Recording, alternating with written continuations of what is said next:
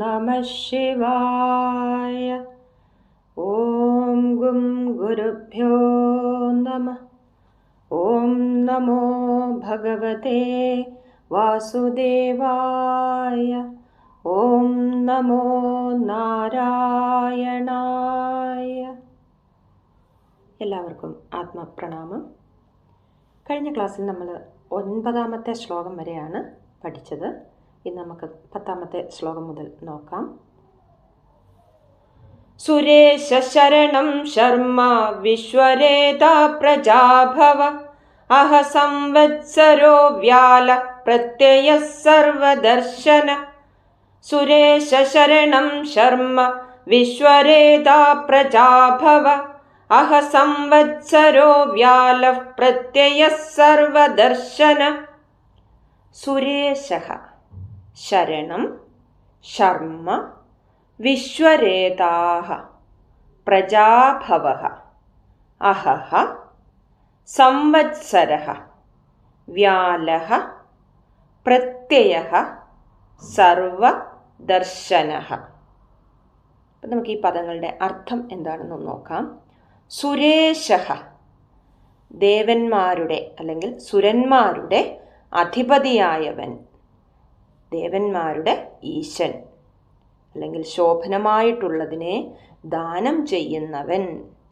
ശരണം സകലത്തിൻ്റെയും രക്ഷാസ്ഥാനമായവൻ, ദുഃഖിതന്മാരുടെ ആർത്തിയെ ഹരിക്കുന്നവൻ.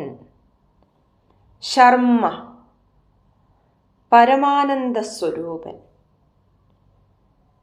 സ്ഥായിയായ പരമാനന്ദ സ്വരൂപനായവൻ.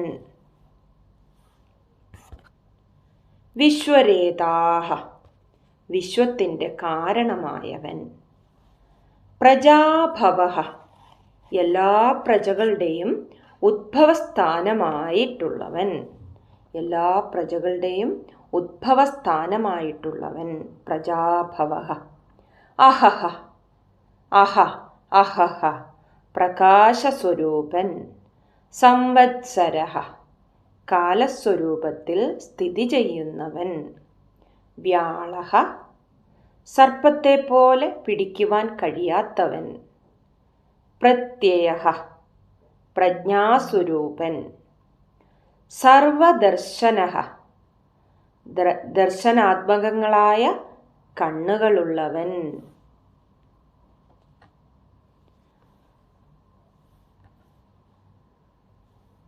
സുരന്മാരുടെ അധിപതി ആയവനും സകലത്തിൻ്റെയും രക്ഷാസ്ഥാനമായവനും സ്ഥായിയായ പരമാനന്ദ സ്വരൂപനായവനും വിശ്വത്തിൻ്റെ ഉദ്ഭവത്തിന് കാരണമായ ബീജമായവനും സകല പ്രഭകളുടെയും ഉദ്ഭവസ്ഥാനമായവനും പ്രകാശസ്വരൂപനായവനും കാലസ്വരൂപനായവനും ഭക്തന്മാരല്ലാത്തവർക്ക് ഗ്രഹിക്കുവാൻ പ്രയാസമായ ഘോര സർപ്പത്തെ പോലുള്ളവനും വിജ്ഞാനസ്വരൂപനായവനും എല്ലാം എപ്പോഴും കാണുന്നവനുമായ ആ മഹാവിഷ്ണുവിനെ ഞാൻ നമസ്കരിക്കുന്നു എന്നാണ് ഈ ശ്ലോകത്തിൻ്റെ അർത്ഥം.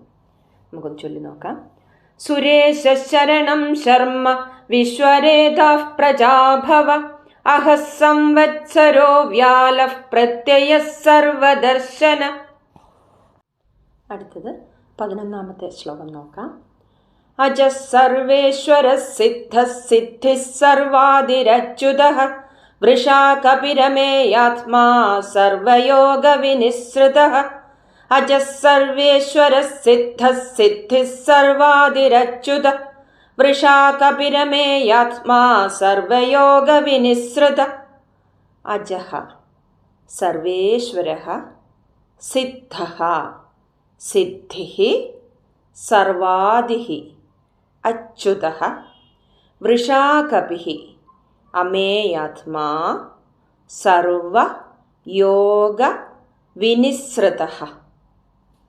ഇനി ഇതിൻ്റെ പദങ്ങളുടെ അർത്ഥമൊന്ന് നോക്കാം. അജഃ അജഃ എന്നാൽ ജന്മം സ്വീകരിക്കാത്തവൻ, നേരത്തെ നമ്മൾ പറഞ്ഞിരുന്നു, അജനാണ് ഭഗവാൻ, അജനാണ്. ജനനമോ മരണമോ ഇല്ല, ഒരിക്കലും നശിക്കാതെ എന്നും സ്ഥായിയായി നിൽക്കുന്നവനാണ് ഭഗവാൻ എന്ന് നേരത്തെ മുമ്പുള്ള ശ്ലോകങ്ങളിൽ നമ്മൾ പറഞ്ഞിരുന്നു. ഇവിടെ അജഹ എന്നാൽ ജനനമോ മരണമോ ഇല്ലാത്തതായ, ജന്മം സ്വീകരിക്കാത്തവൻ. സർവേശ്വര, എല്ലാ ഈശ്വരന്മാരുടെയും ഈശ്വരനായിട്ടുള്ളവൻ. സിദ്ധ, നിത്യസിദ്ധസ്വരൂപൻ.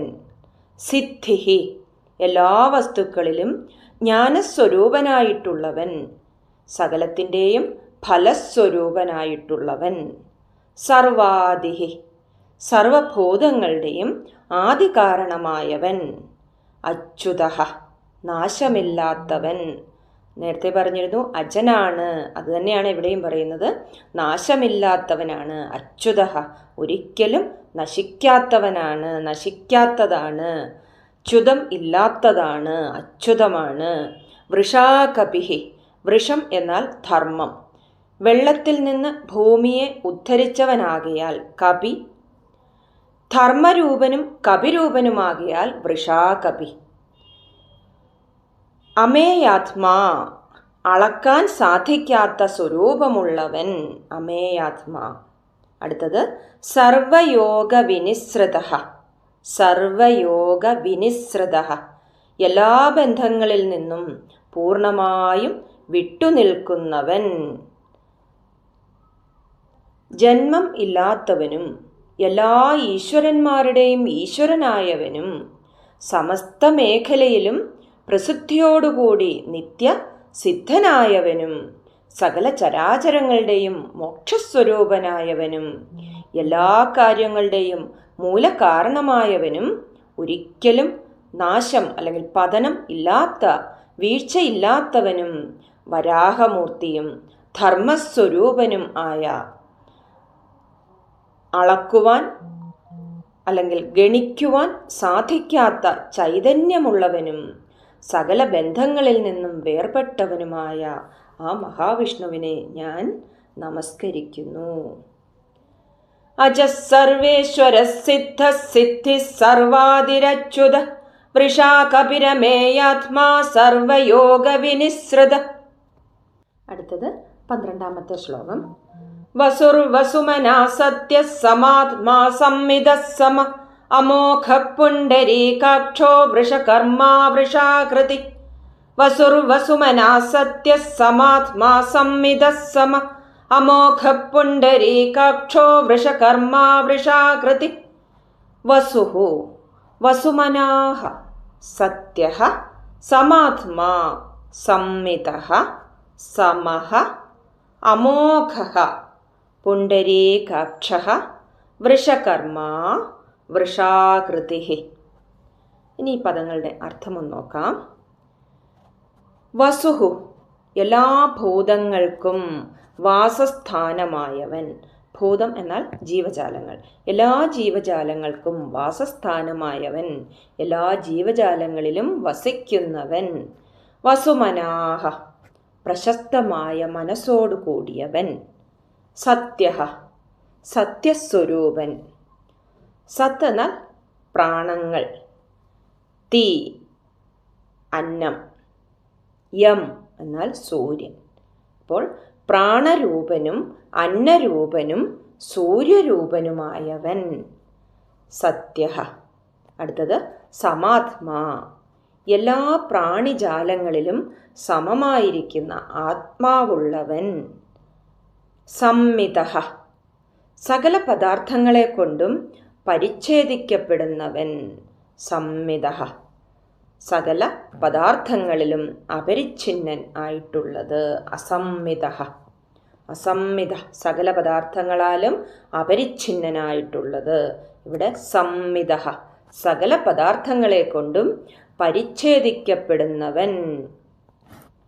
അടുത്തത് സമഃ, എല്ലാ കാലങ്ങളിലും യാതൊരു വികാരങ്ങളോടും കൂടിയല്ലാത്തവൻ.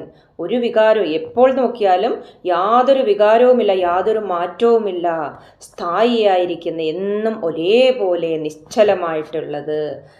ജനനമില്ല, മരണമില്ല, വികാരങ്ങളില്ല, ഒന്നും തന്നെ ഇല്ലാതെ ഒരു മാറ്റവും യാതൊരു മാറ്റവും ഇല്ലാത്തതായ ആ ഭഗവാൻ. സമഹ, മഹാലക്ഷ്മിയോട് കൂടിയവൻ എന്ന അർത്ഥവും ഉണ്ട്. അമോഘ, പൂജ, സ്തുതി, സ്മരണം എന്നിവ ചെയ്താൽ സമ്പൂർണമായ ഫലം ദാനം ചെയ്യുന്നവൻ.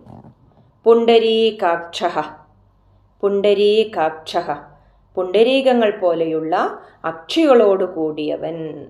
താമര ഇതൾ പോലെയുള്ള കണ്ണുകളുള്ളവൻ. ഹൃദയമാകുന്ന പുണ്ടരീകത്തിൽ വ്യാപിച്ചിരിക്കുന്നവൻ. അടുത്തത് വൃഷകർമ്മ, ധർമ്മരൂപമായ കർമ്മത്തോടു കൂടിയവൻ. അടുത്തത് വൃഷാകൃതി, ധർമ്മത്തിനു വേണ്ടി തന്നെയുള്ള ശരീരത്തോടു കൂടിയവൻ. ധർമ്മത്തിനു വേണ്ടി ഉള്ള ശരീരത്തോടു കൂടിയവൻ വൃഷാകൃതി. സർവലോകത്തെയും സംരക്ഷിച്ചുകൊണ്ട് ആധാരസ്വരൂപനായി ഇരിക്കുന്നവനും രാഗദ്വേഷാദികൾ ഇല്ലാത്ത പരിശുദ്ധമായ മനസ്സോടു കൂടിയവനും സത്യസ്വരൂപനും സർവരിലും സമഭാവനയോട് വർത്തിക്കുന്നവനും എല്ലാറ്റിലും തുല്യമായി സ്ഥിതി ചെയ്തുകൊണ്ട് ഓരോ വസ്തുവിനാൽ അറിയപ്പെടുന്നവനും ഇന്ന വിധം ആണെന്ന് കണക്കാക്കുവാൻ കഴിയാത്തവനും എന്നും മാറ്റമില്ലാതെ ഒരേപോലെ ഇരിക്കുന്നവനും ഭക്തന്മാരുടെ ആഗ്രഹത്തെ സഫലമാക്കുന്നവനും ഹൃദയമാകുന്ന താമരയിൽ കാണപ്പെടുന്നവനും ധർമ്മത്തെ കർമ്മം ആക്കിയവനും ധർമ്മ സംസ്ഥാപനത്തിനു വേണ്ടി വിവിധ ശരീരം ധരിച്ചവനുമായ മഹാവിഷ്ണുവിനെ ഞാൻ നമസ്കരിക്കുന്നു. വസുർവസുമനാ സത്യ സമാത്മാ സംമിതഃ സമ അമോഘഃ പുണ്ടരീകാക്ഷോ വൃഷകർമാ വൃഷാകൃതി. അടുത്തത് 13ാമത്തെ ശ്ലോകം നോക്കാം.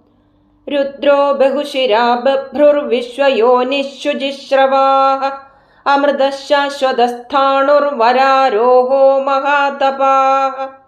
രുദ്രോ ബഹുശിരാ ബഭ്രുർവിശ്വയോനിശുചിശ്രവാഃ അമൃതഃശാശ്വതസ്ഥാണുർവരാരോഹോ മഹാതപാഃ.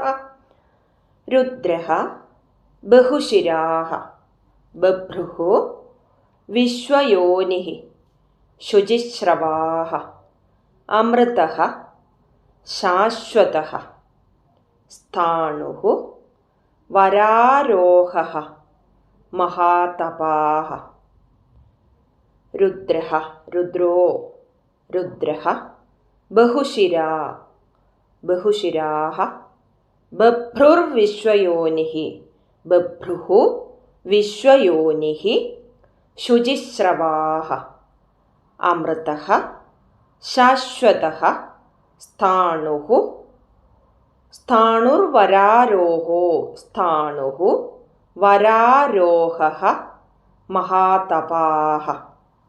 ഇതിൻ്റെ മീനിങ് നോക്കാം. രുദ്രഃ പ്രളയകാലത്ത് പ്രജകളെ സംഹരിച്ചുകൊണ്ടും രോദിപ്പിക്കുന്നവൻ, രുത്തിനെ ദാനം ചെയ്യുന്നവൻ. രു എന്നാൽ ദുഃഖകാരണം, ദൂരീകരിക്കുന്നവൻ.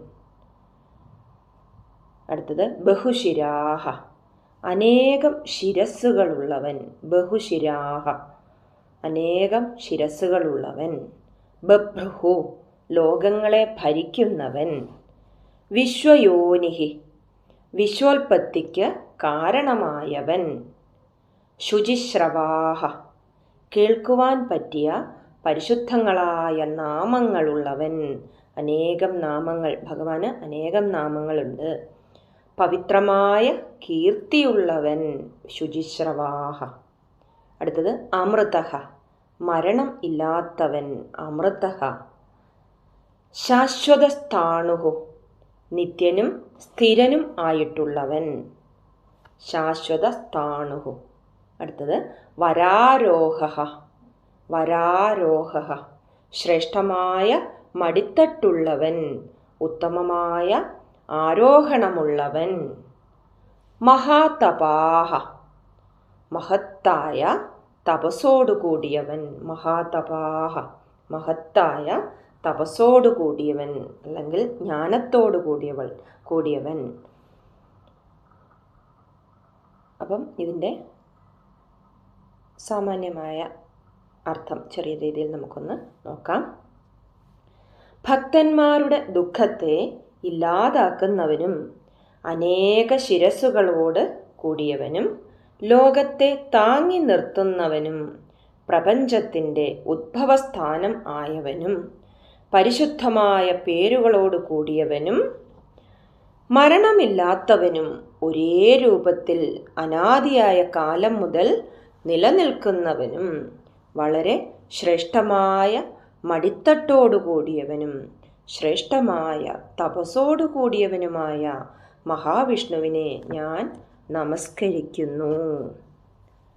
രുദ്രോ ബഹുശിരാ ബഭ്രുർവിശ്വയോനിശുചിശ്രവാഃ അമൃതശാശ്വതസ്ഥാണുർവരാരോഹോ മഹാതപാഃ. അടുത്തത് 14-ാമത്തെ ശ്ലോകം. സർവഗഃ സർവവിദ്ഭാനുർവിശ്വക്സേനോ ജനാർദ്ദന വേദോ വേദവിദവ്യംഗോ വേദാംഗോ വേദവിത്കവി. സർവഗഃ സർവവിദ്ഭാനുർവിശ്വക്സേനോ ജനാർദ്ദന വേദോ വേദവിദവ്യംഗോ വേദാംഗോ വേദവിത്കവി. സർവഗഃ സർവവിദ് ഭാനുഃ വിശ്വക്സേനഃ ജനാർദ്ദനഃ വേദഃ വേദവിദ് അവ്യംഗഃ വേദാംഗഃ വേദവിദ് കവിഃ. പദങ്ങളുടെ അർത്ഥം നോക്കാം.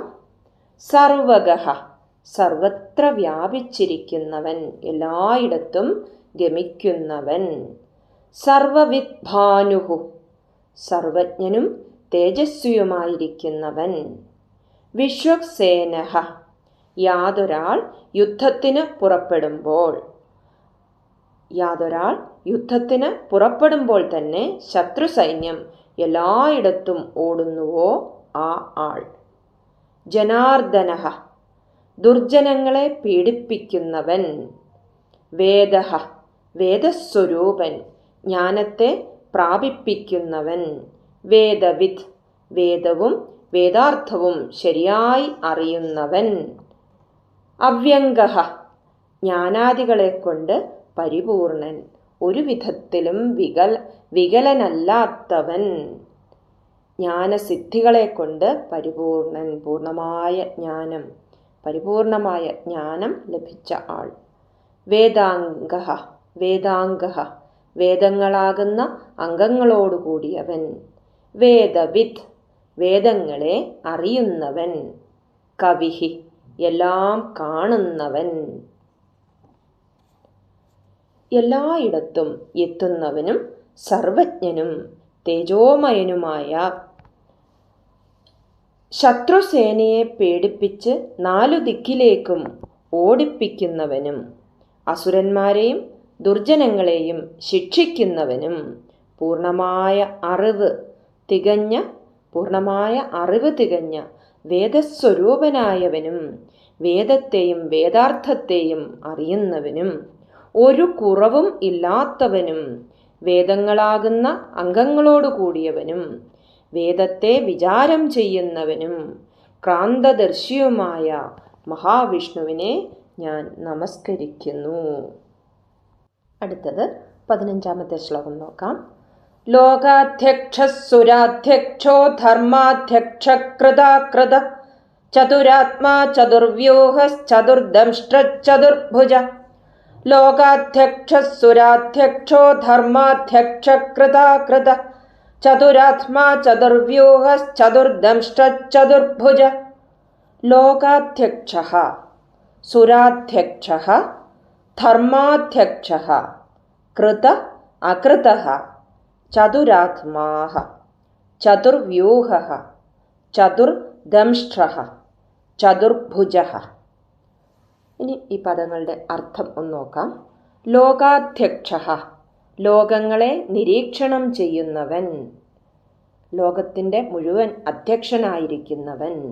സുരാധ്യക്ഷ സുരന്മാരുടെ ദേവന്മാരുടെ അധ്യക്ഷൻ. ധർമാധ്യക്ഷ ധർമ്മ അധർമ്മങ്ങളെ ധർമാധർമ്മങ്ങളെ നേരിട്ട് നോക്കിക്കൊണ്ടിരിക്കുന്നവൻ. കൃതാകൃതഃ, കാര്യരൂപത്തിൽ കൃതനും കാരണരൂപത്തിൽ അകൃതനുമായിരിക്കുന്നവൻ. ചതുരാത്മാ, 4 വിഭൂതികളോട് കൂടിയവൻ. ചതുർവ്യൂഹഃ, തന്നെത്താൻ 4 മൂർത്തികളായിത്തീരുന്നവൻ. വാസുദേവൻ, സംഘർഷണൻ, പ്രദ്യുമ്നൻ, അനിരുദ്ധൻ എന്നീ 4 മൂർത്തികളായിത്തീരുന്നവൻ. ചതുർദംഷ്ട്ര, 4 ദംഷ്ട്രങ്ങളുള്ളവൻ, നരസിംഹരൂപധാരിയായവൻ. ചതുർഭുജഃ, 4 ഭുജങ്ങളോട് കൂടിയവൻ, 4 കൈകളോട് കൂടിയവൻ.